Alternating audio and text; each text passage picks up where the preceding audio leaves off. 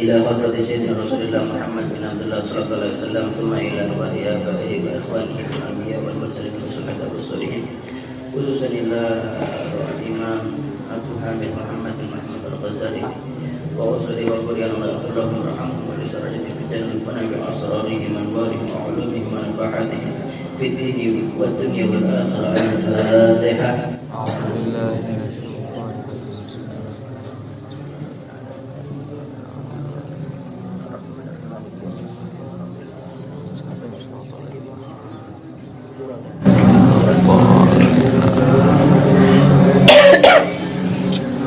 Bismillahirrahmanirrahim.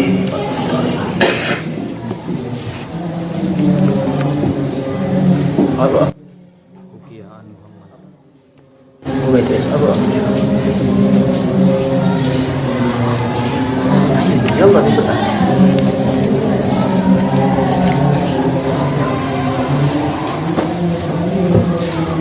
Alhamdulillah wassalatu wassalamu ala Rasulillah Sayyidina wa maulana Muhammad bin Abdullah wa ala alihi wa sahbihi wa man walah wa la hawla wa la quwwata illa billah. Qala musannif rahimahullah nafa'ana bi ulumihi fid dharain amin. Ruqiyah Muhammad bin Munzir rahimahullah ta'ala, diceritakan daripada Muhammad bin Munzir, semoga Allah merahmatinya, annahu kana, bahwasanya kana ada, idza baka, apabila menangis, yamsahu wajhahu, mengusap wajahnya, walahyatahu, dan jenggotnya, bidumu'ihi, dengan air matanya, wa yaqulu, dan dia berucap, balaghani, telah sampai kepadaku, anan nara, ini maksudnya telah sampai kabar, anan nara, sesungguhnya api neraka, la ta'kulu maudi'an, tidak melahap, maudi'an, suatu tempat, masatil dumu, yang tersentuh ad-dumu, oleh air mata.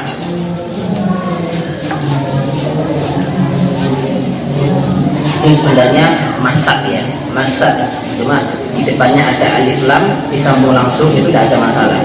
Masatil dumu, masatil dumu. Bayang bagi, maka seharusnya lil mukmin, untuk orang yang beriman, ayya khafa, kalau mungkin itu cetakan itu agak nyambung ya, ayya khafa, kho sama fa-nya itu nyambung. Ayya khafa, jangan dikira itu lam ya, itu alif. Ayya khafa lil mukmin, untuk orang beriman, ayya khafa, untuk takut, min adzabillah, daripada siksa Allah, wa yanha nafsahu, dan mencegah terhadap dirinya, anis syahwatin nafsaniyati, daripada hawa nafsu, syahwat nafsunya, kama qala Allah Ta'ala, sebagaimana berfirman itu Allah Subhanahu wa Ta'ala, fa amma man tagha wa athara al-hayat ad-dunya, fa amma, maka adapun man, siapa orang yang tagha, melampaui batas, wa athara al-hayat ad-dunya, dan mengutamakan kehidupan dunia, fa innal jahima hiyal ma'wa, maka sesungguhnya neraka hiyal ma'wa, adalah tempatnya. Wa amma man khafa, siapa orang khafa, takut, maqama rabbih, terhadap Tuhannya, wa nahan nafsa 'anil hawa, dan menahan dirinya daripada hawa nafsu, fa innal jannata, maka sesungguhnya surga hiyal ma'wa, adalah tempatnya. Wa man arada, dan siapa orang arada, ingin, yang jua, untuk selamat, min adzabillah, daripada siksa Allah, wa yanala, yanala maksud ke yang jua, yanala thawabahu, mendapatkan thawabahu, pahala, wa rahmatahu, dan rahmat Allah, fal yasbir, maka bersabarlah, ala syada'idid dunya, ala syada'idid dunya, atas kerasnya dunia, pedihnya dunia, wa ta'atillah, dan taat terhadap Allah, wa yajtanibil ma'asi, Ya, yajtanib ma'tuf ke falyasbir. Wa yajtanibil ma'asi, dan menjauhi maksiat.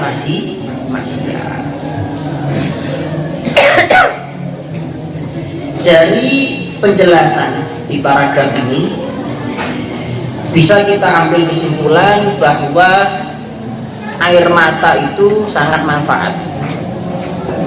Air mata yang kita pikir tak ada harganya, tidak punya harga, tidak punya nilai, tapi di hadapan Allah Subhanahu wa Ta'ala punya nilai yang tinggi dan bisa menjadi bekal terselamatkannya manusia dari modal orang tadi itu bisa menangis karena takutnya kepada Allah Subhanahu wa Ta'ala. Masya Allah,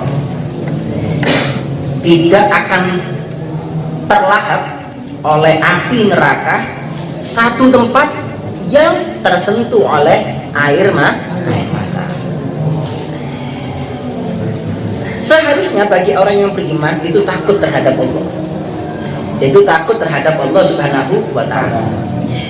Di kajian-kajian sebelumnya, Al-Fakir pernah menyebutkan bahwa bagaimana itu ketakutan para sahabat Nabi, bagaimana itu ketakutan para nabi, dan sudah termaktub nas ada dalam Al-Quran, sebagaimana doa Nabi Yusuf, wa tawaffani musliman wa alhiqni bisolihin, tawaffani musliman wa alhiqni bisolihin. Ini dalam tafsir Hadaiqur Rahi wa Raihan, itu karangan Imam Al-Hariri. Orangnya barusan meninggal beberapa bulan yang lalu itu. Kenapa Nabi Yusuf itu berdoa tawaffani musliman wa alhiqni bisolihin khaufan bisu'il khatimah? Karena takut su'ul khatimah. Bayangkan Nabi ini ya, Nabi takut su'ul khatimah. Sampai-sampai beliau berdoa tawaffani musliman. Nabi, Masya Allah, takut terhadap Allah itu penting.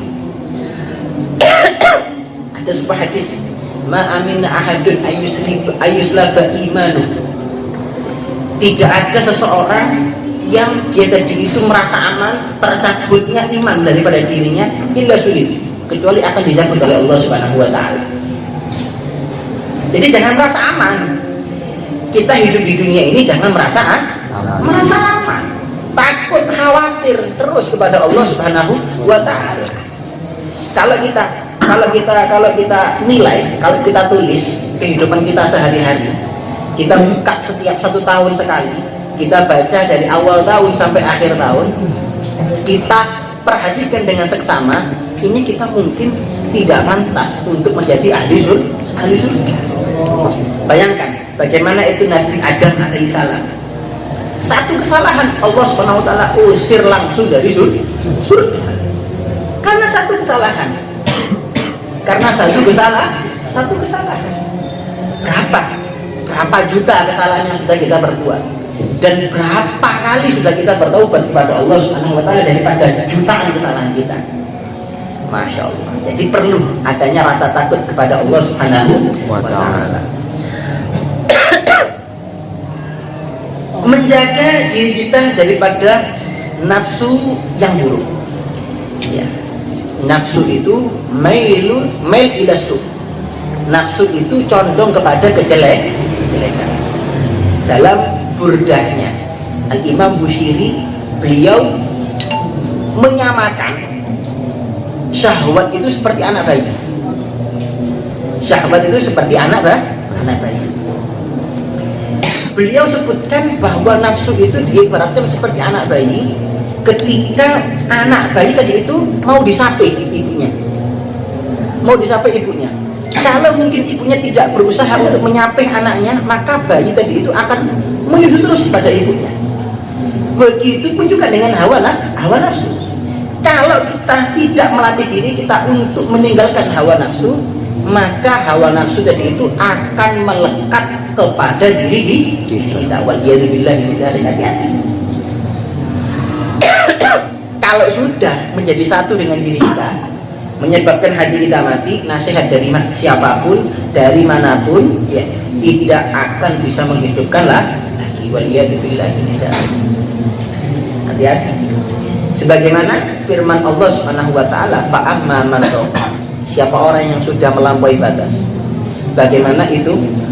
Fir'aun, Nabi Musa diperintahkan oleh Allah untuk menjumpai Fir'aun, dan Allah sematkan kalimat bohong ini untuk Fir'aun. Fa innahu tagha, maka sesungguhnya dia sudah melampaui batas. Saya pernah ikut ya satu seminar gitu, tapi seminar ini tentang bisnis, ada di Depok sana. Sangat lucu sebenarnya. Yang ngasih materi ini berkata bahwa Fir'aun itu orang baik katanya. Fir'aun itu orang baik. Yang jelek di mata Islam hanya dia berbeda akidah, berbeda keyakinan. Bahkan Fir'aun tadi itu menganggap bahwa dirinya tuh Tuhan. Ya, intinya kalau orang Islam mandang ini orang-orang kafir lah. Orang di luar Islam, orang sudah melampaui batas sampai berani mengaku tuh Tuhan. Rakyatnya terjamin, kata orang tadi. Rakyatnya terjamin, hidupnya makmur dan lain sebagainya. Kemudian saya dari situ langsung tak cocok sama orang yang ngasih materi ini, karena ini sudah bertentangan dengan akidah juga. Berkata bahwa Fir'aun ini orang baik sudah keliru, sudah menyimpang. Di pertemuan terakhir itu saya komunikasi dengan sahabat saya, kenapa Beb kok keluar di seminar tadi? Ya saya tidak cocok dengan orang yang ngasih materi. Dia bilang bahwa saya Fir'aun itu orang baik dan lain sebagainya. Loh kan memang benar, di Mesir dulu itu makmur dan lain sebagainya. Terus saya tanya, terus Fir'aun memerintahkan untuk membunuh bayi seluruh laki-laki yang ada di Mesir itu bagaimana? Itu bagaimana itu? Itu bagaimana? Itu apakah orang baik kalau orang seperti itu? Ini satu titik yang mengartikan bahwa jika orang sudah melampaui batas, maka tidak ada kata baik yang pantas disematkan dalam dirinya. Tidak ada. Apalagi Allah sudah berfirman, fa innahu tagha. Nah, Fir'aun sudah melampaui batas. Nah, orang yang sudah melampaui batas diantaranya apa? Afarul hayatad dunya, dia lebih mengutamakan kehidupan dunia. Ya, ini sudah orang melampaui batas. Fir'aun hidupnya dunia. Fir'aun memang hidupnya dunia. Ini orang yang luar biasa pengemisnya sudah. Orang yang sudah cinta dunia ini sudah luar biasa pengemisnya. Bahkan Nabi pernah menyebutkan dalam sebuah hadisnya, hubbud dunya ra'su kulli khati'ah. Cinta terhadap dunia itu pangkal daripada segala kejelekan. Hati-hati. Cinta terhadap dunia itu pangkal daripada segala kejelekan.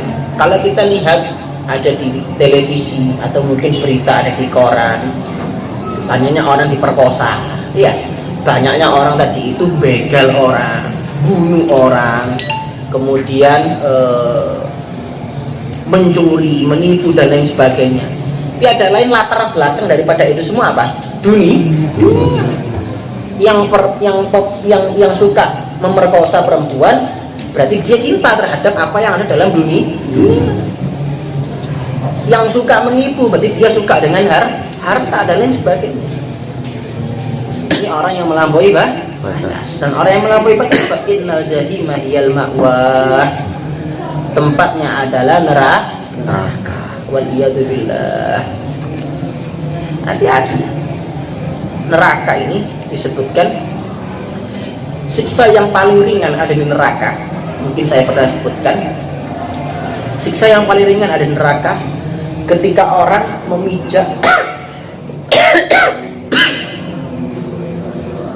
ketika orang tadi itu memijak batu yang dari neraka, batu bara api yang terbuat dari neraka, Kemudian ketika dia berpijak, apa yang ada dalam tubuhnya itu keluar.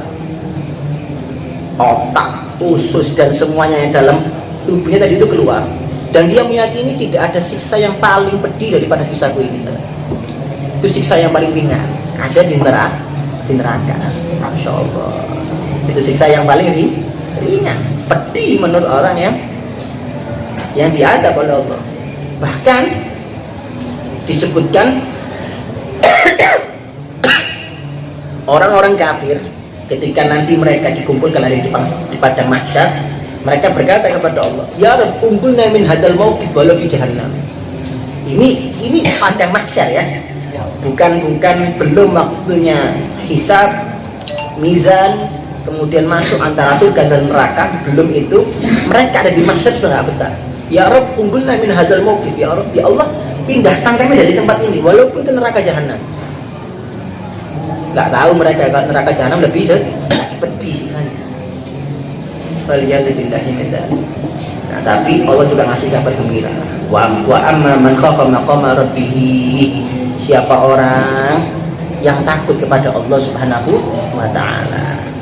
Wa nahan nafsa 'anil hawa, menjaga dirinya daripada hawa nafsu. Fa innal jannata hiyal ma'wa. Surga adalah tempatnya. Intinya kalau kita hidup di dunia ini mentaati daripada perintah Allah dan menjauhi larangan Allah, insya Allah selamat. Insya Allah selamat. Takwa. Mau apa lagi? Insya Allah selamat. Dalam kitabnya Imam Ghazali di Ayyuhal Walad itu beliau menerangkan ada sebuah hadis di kitabnya Imam Abdullah Al-Haddad. Saya loncati dulu. Itu disebutkan ada sebuah hadis di Nasaidina itu bahwa nanti itu ada orang yang masuk surga. Itu kata Allah, udkhulhu jannah birahmati. Malaikat masukkan dia ke surga birahmati, sebab rahmatku. Protes ini orang ini. Ya Rabb lah, bil amali ya Rabb. Ya Rabb, bukan dengan rahmatmu tapi dengan amalku katanya. Katanya Allah, ya kalau gitu dihitung saja sudah amal kamu berapa. Dihitung ternyata amal jeleknya lebih banyak daripada amal baiknya, sudah masuk ke neraka. Nah, muncul statement-statement yang menyatakan bahwa yang penting itu rahmat Allah, yang penting itu kasih sayang Allah Subhanahu wa taala. Imam Ghazali menangkis daripada statementnya seperti itu dalam kitabnya Ayyuhal Walad. Rahmat Allah itu qaribun minal muhsinin, dekat terhadap orang-orang yang berbuat baik. Orang yang berbuat baik, orang yang bertakwa. Orang yang berbuat baik, orang yang bertakwa kepada Allah Subhanahu wa taala.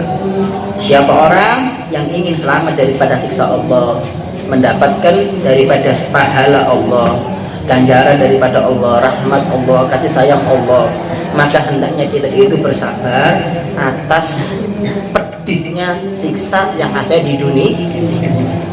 Sabar kepada taat kepada Allah Subhanahu wa taala dan menjauhi maksiat. Ini kuncinya kita untuk bisa masuk di dalam surga. Jadi angan-angan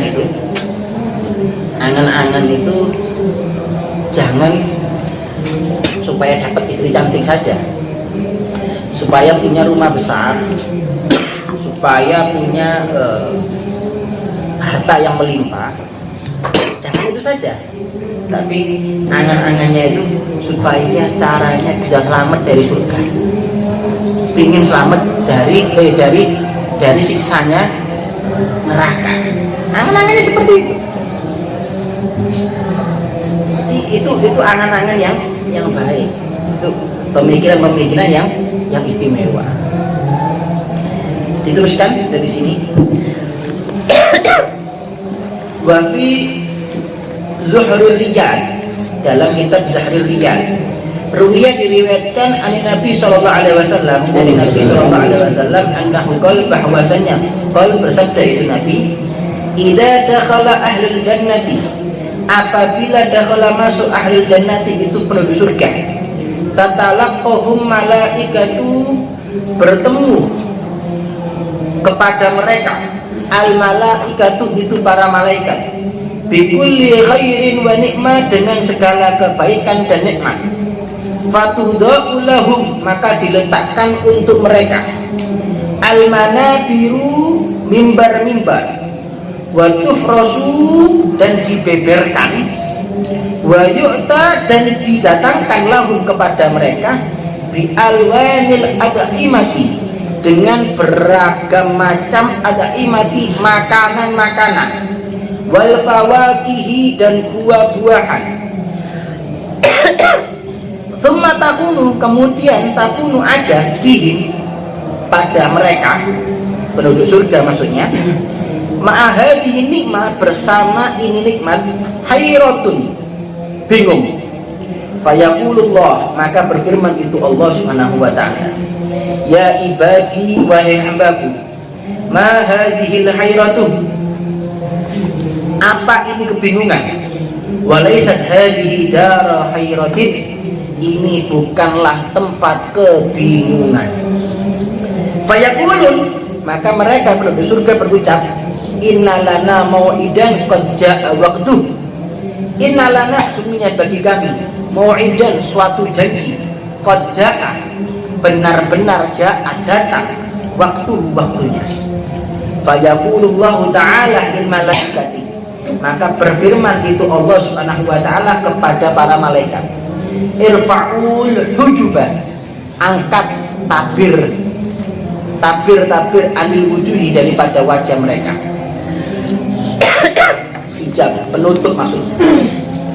Fataqulul malaikatu maka berkata itu malaikat al malaikatu itu ya Rabbana wahai Tuhan kami kaifa yarawnaka bagaimana yarawnaka mereka memandang engkau waqad kanu dan mereka mereka itu usatan ahli maksiat. Fayaqulullahu ta'ala maka berfirman itu Allah Subhanahu wa ta'ala irfa'ul hujubah angkat tabir penutup mereka fa innahum maka sesungguhnya mereka kanu ada itu mereka zakirin mereka berzikir sajidin mereka orang-orang yang sujud bakin mereka menangis fid dunya ada di dunia tama'an berharap fil liqa'i di dalam bertemu kepada diriku Allah. Fatarfa'ul hujubu maka terangkat itu tabir-tabir penutup fayanzuruna maka mereka melihat fayakhiruna sujadan lillahi azza wa jalla fayakhiruna maka mereka tersungkur sujadan sujud lillahi kepada Allah Subhanahu wa ta'ala sujadan dalam keadaan sujud lillahi kepada Allah Subhanahu wa ta'ala Allah azza wa jalla. Fayaqulullahu ta'ala maka berfirman itu Allah Subhanahu wa ta'ala irfa'u ru'usakum angkat kepala kalian fa inna hadhihi maka sesungguhnya ini laisat bidaril amal bukanlah tempat amal bal darul karamah akan tetapi ini tempat kemuliaan. Fayatajalla lahum bila kaif maka mereka nampak dengan jelas bila kaif. Ini bila kaif itu kalau bahasa Arabnya tidak bisa digambarkan. Wa yaqulu dan mereka berkata wa yaqulu lahum dan mereka lahum bagi mereka imbisaqon keramahan. Allah Subhanahu wa ta'ala bagi mereka maksudnya imbisaqon penuh dengan keramahan.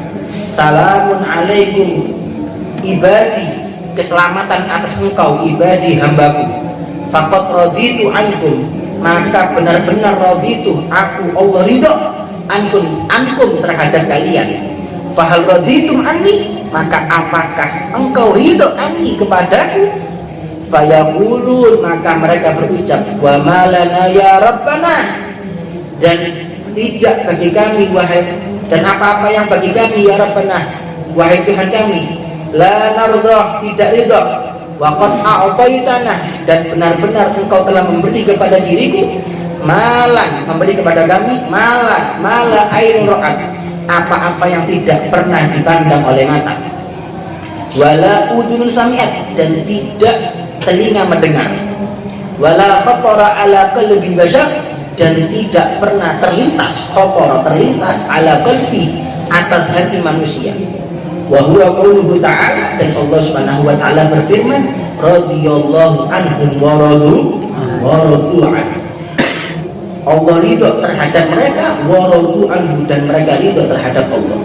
Wa qauluhu ta'ala, dan firman Allah Subhanahu wa taala, salamun qaulan mir rabbir rahim. Salam, ucapan keselamatan, qaulan merupakan ucapan min rabbir rahim, daripada Tuhan yang penuh dengan kasih sayang. Masya Allah.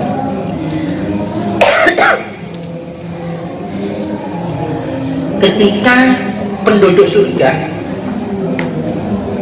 itu masuk ke surga, mereka bertemu dengan para malaikat, yang mana malaikat tadi itu membawa dengan seluruh kenikmatan kebaikan, seluruh kenikmatan kebaikan. Dan Allah Subhanahu wa taala memberi penduduk surga tadi itu satu kenikmatan yang luar biasa. Makanan yang enak, buah-buahan yang ada di depan mata. Kemudian ada daripada penduduk surga tadi yang hayran, bingung.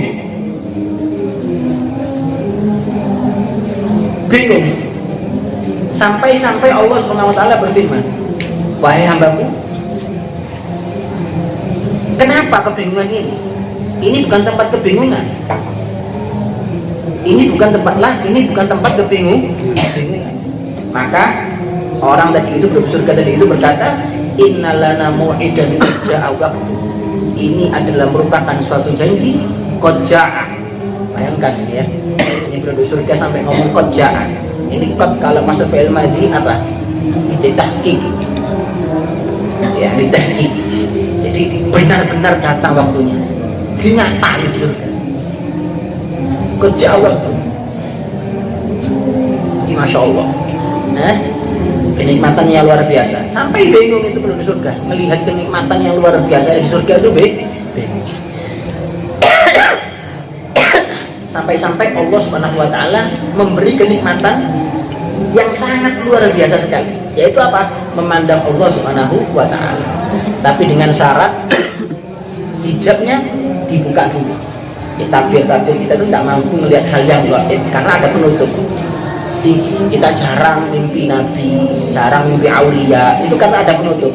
Nah, penutup itu karena banyaknya maksiat, karena banyaknya perkara-perkara yang tidak sesuai dengan jalan mereka. Itu menjadi penutup.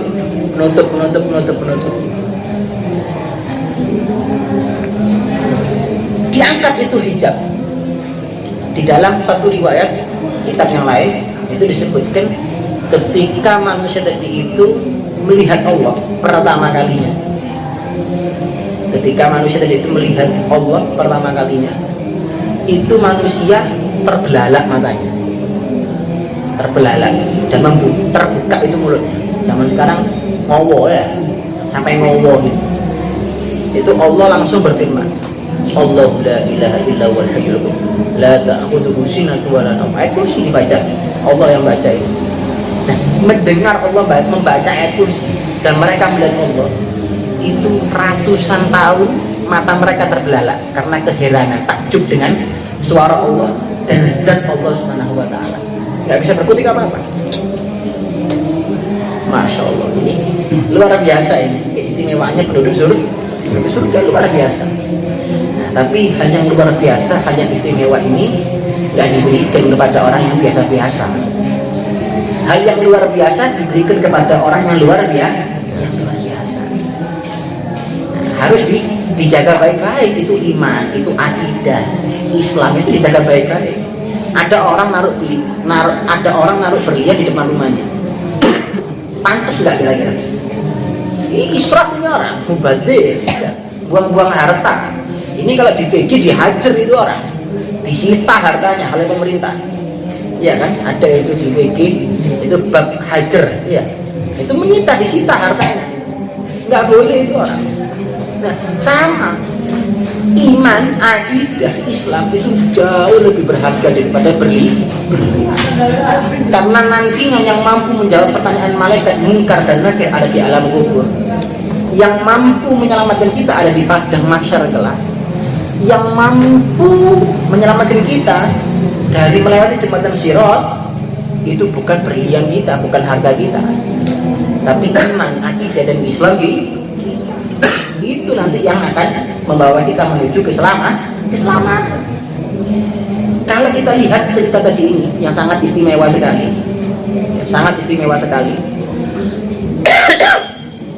Allah ridho terhadap mereka dan mereka ridho terhadap Allah Subhanahu wa taala. Sekarang kita pikir Allah memberi kita rezeki sekian, kita pernah mengeluh nggak? Kita pernah mengeluh nggak? Mungkin sering kita mengeluh. Kok sampai ini kok? Wah, aku kayak gini. Kok sekolah terus dan lain sebagainya, mengeluh terus kepada Allah. Apakah itu dikatakan orang yang ridho terhadap ketentuan Allah Subhanahu wa taala? Jauh kita ridho terhadap daripada ketentuan Allah Subhanahu wa taala. Makanya ikuti jalurnya Nabi Muhammad, ikuti jalurnya para wali min auliyaillah, ikuti jalurnya Imam Ghazali. Insya Allah kalau kita ikuti ada di rel mereka, insya Allah kita selamat. Dan insya Allah kita ikut ada di surga bersama mereka, bersama mereka ada di panji-panji mereka kelak. Enak sudah. Kalau ngikuti orang dulu itu enak, tidak neko-neko. Kalau orang sekarang ini kan neko-neko sudah. Iya. Orang sekarang kan neko-neko. Sekarang ini kalau orang sekarang ini diundang acara maulidan, ya, nggak kiainya, nggak habibnya, ya. Orang-orang undangnya undang apa? Undang yang lucu, iya nggak? Betul nggak? Undang yang lucu. Tidak undang ini bagaimana masyarakat bisa meneladani akhlaknya Nabi Muhammad. Enggak ada cita-cita seperti itu masyarakat sekarang ini jarang. Ya opo kiai ini lucu, ya opo habib sing ceramah lucu. Akhirnya nanti kiai sama ulama sama sama pelawak sama. Ulama sama pelawak sama. Pelawak yang dicari guyune, ulama yang dicari juga guyune. Waliyadzubillah, ini keadaan orang di zaman sekarang ini sudah. Mereka sudah acuh tak acuh, sudah cuek kepada para ulama sudah. Padahal Allah itu memerintahkan fas'alu ahla dzikri in kuntum la ta'lamun. Tanya kepada ahla dzikri, sampai ke ahla dzikri ulama. Nah, asbabun nuzulnya ayat ini memang ketika orang-orang tadi itu nggak mempercayai Nabi, terus disuruh tanya kepada ulama-ulama Yahudi, ya, disuruh tanya kepada ulama-ulama Yahudi tentang alamat-alamat tanda-tanda Nabi akhir zaman. Itu Allah merintah ketapa.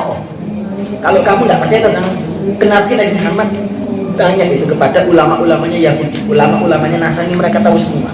Di kitab-kitabnya itu diceritakan semua. Itu kan bahkan di Kitab disebutkan Ka'ab al-Ahbar itu kan, iya, diajari oleh abahnya Taurat. Kemudian ada beberapa lembaran yang tidak diajarkan. Akhirnya abahnya meninggal, dibaca ternyata ada Nabi akhir zaman yang ciri-cirinya sama persis dengan ciri-ciri Nabi Muhammad. Masya Allah. Maka daripadanya ya, ikuti ulama-ulama dulu, ya, nggak usah neko-neko sudah. Ikuti Kiai Hasyim Asy'ari, itu gimana itu beliau, makomnya bisa kayak tingginya kayak gitu itu gimana sudah. Sudah ikuti terus. Tumbuhnya guru Gus Latif, Kiai Latif Malik ini punya jid, ya, Kiai Abdul Hamid, gimana itu sudah, makomnya gimana sudah, ya Abdul Hamid Hasbullah itu gimana sudah, ikuti jalannya mereka sudah. Penampilannya ikuti, waktunya ikuti, insya Allah di surga bersama mereka. Kalau kita ada di realnya mereka, ada di jalannya mereka, insya Allah manfaat. Ada ini walaupun. Wassalamualaikum warahmatullahi wabarakatuh.